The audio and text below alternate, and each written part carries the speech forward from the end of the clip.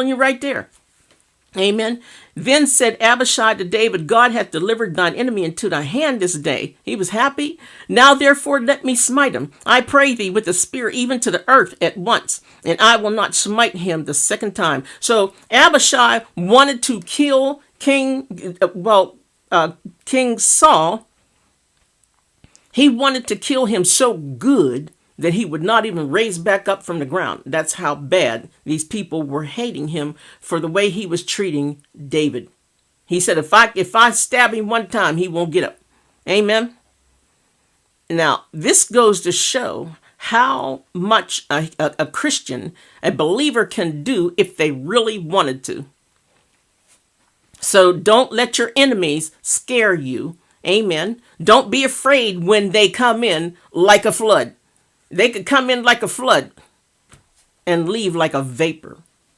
Amen. No fear, folks. And David said to Abishai, destroy him not, for who can stretch forth his hand against the Lord's anointed and be guiltless? Amen. You cannot stretch your hand forth to harm a child of God without something happening to you. You will be held for that, responsible for that. Amen. You cannot touch that which God has blessed. You hear me say that. You cannot touch that which God had blessed. Amen. David said furthermore, as the Lord liveth, the Lord shall smite him, or his day shall come to die, or he shall descend into battle and perish. Death is universal, folks. Amen. The Lord forbid that I should stretch forth my hand against the Lord's anointed.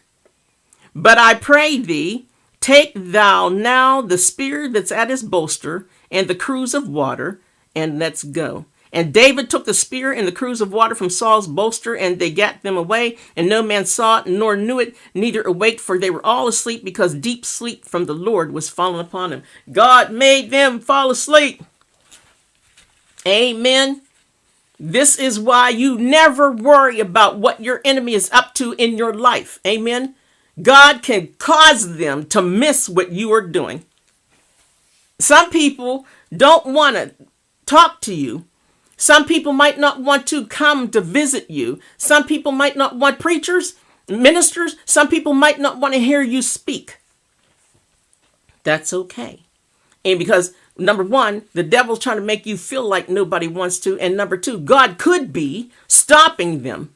Amen. Hallelujah. Hallelujah. Amen.